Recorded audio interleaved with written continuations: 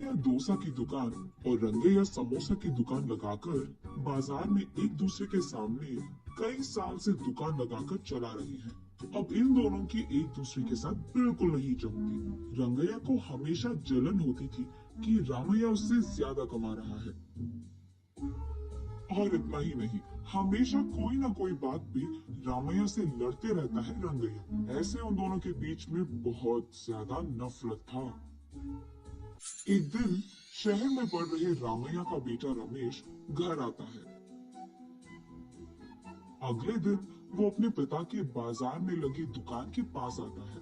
वहां चल रही व्यापार को देख रमेश अपने पिता से ऐसे कहता है, पापा, आप हमारी दुकान में ज्यादा ग्राहक लाकर ज्यादा पैसा कमाने के मार्ग नहीं सोचते हो क्या? अब जितना मेरा सोच है उसी में चल रहा है बेटा। जितना भी मेहनत करूं वही कमाई मिल रही है। पापा, मेहनत से नहीं, चालाकी से कमाए जाते हैं पैसे। शहर में इसी डोसा को दुगने दाम में बेचते हैं, पता है आपको? अब शहर के दाम में यहाँ कैसे बेचेंगे बेटा? अगर दाम बढ़ा भी देना तो कोई भी खाने नहीं आएगा। पापा, मैं ये नहीं कह रहा हूँ कि शहर के दामों में यहाँ बेचे, बल्कि ये कह रहा हूँ कि ऐसा कुछ करे कि शहर का लाभ हमें यहाँ मिले। तुम्हारा इरादा मुझे समझ में नहीं आ रहा बेटा, थोड़ा समझा दो। आपको समझाना नहीं, करके दिखाऊंगा, ऐसे कहता है रमेश। रामैया देखते ही रहता है कि रमेश कह क्या रहा है, और इतने में रमेश उनके दुकान के बाहर एक बोर्ड डालता है। उस पे लिखता है कि हमारे दुकान में जो भी ये स्पेशल डोसा खाएगा उसको 10 साधारण डोसा फ्री में मिलेंगे, और जो भी डोसा आप खाओगे उसके भी पैसे नहीं देने पड़ेंगे। पर अगर स्पेशल डोसा खा नहीं पाए तो 10 डोसा का पैसे देना होगा, ऐसे लिख देता है। बोर्ड पे जो लिखा उसने वही बाजार में जोर से चिल्लाकर सबको सुनाता है। ये सुनकर बहुत लोग खुशी के मारे उनकी दुकान पहुंच जाते हैं स्पेशल डोसा खाने। स्पेशल डोसा खाने के लिए मैं तैयार हूँ, नहीं नहीं मैं तैयार हूँ, ऐसे सभी आपस में बहस करते हैं।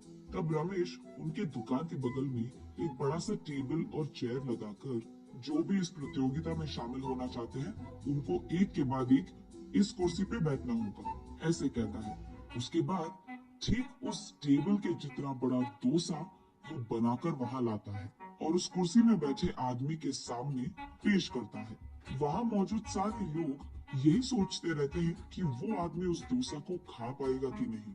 आधा डोसा खाकर वो आदमी, मुझसे अब और नहीं होगा, ऐसे कहकर हार मानकर वो 10 डोसा के पैसे देकर वहां से चले जाता है।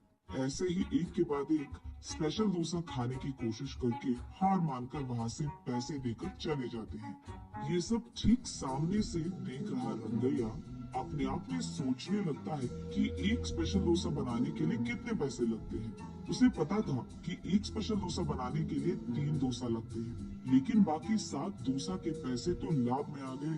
तब उसे समझ आता है और कहता है, बाप रे, ये 3 डोसा बनाकर 7 डोसा का लाभ ले रहा है। बस रंगैया को जलन होती है।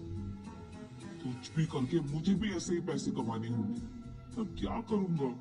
ऐसे सोच सोच कर, हाँ, मैं भी उसकी तरह समोसा का कोई प्रतियोगिता लगा दूंगा। ऐसे सोचकर अगले दिन रंगैया उसके समोसा की दुकान के बाहर ये लिखता है कि जो भी आदमी 20 समोसा खा पाएगा उसको 10 और मुफ्त में मिल जाएंगे। पर अगर 20 समोसा नहीं खा पाए तो 10 समोसा के पैसे देने पड़ जाएंगे। और यही बात चिल्ला चिल्ला कर बाजार में सबको बताता है। ये सुनकर बहुत सारे लोग रंगैया के दुकान आते हैं प्रतियोगिता में शामिल होने।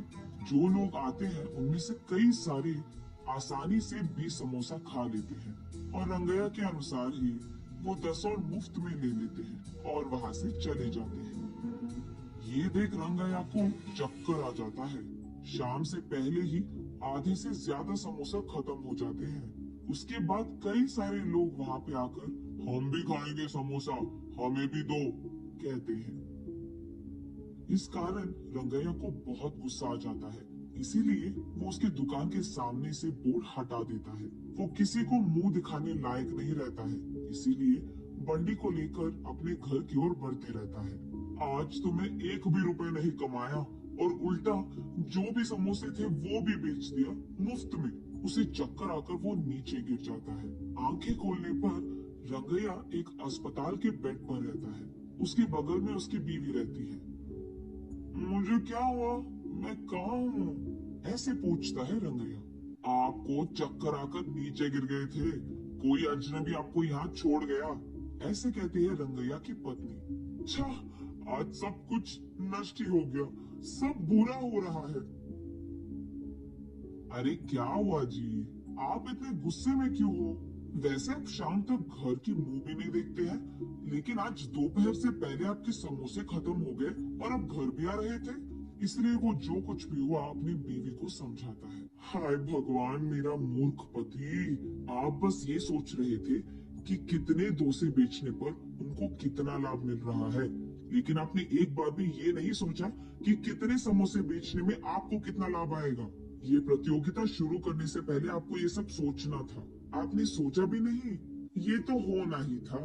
तब रंगैया को समझ आता है कि किसी और को देखकर हमें वही काम नहीं दोहराना चाहिए और पहले खुद की देखना चाहिए। कुछ करने से पहले 100 बार सोचना भी चाहिए, तब हम सब खुश रह पाएंगे। ये समझता है रंगैया।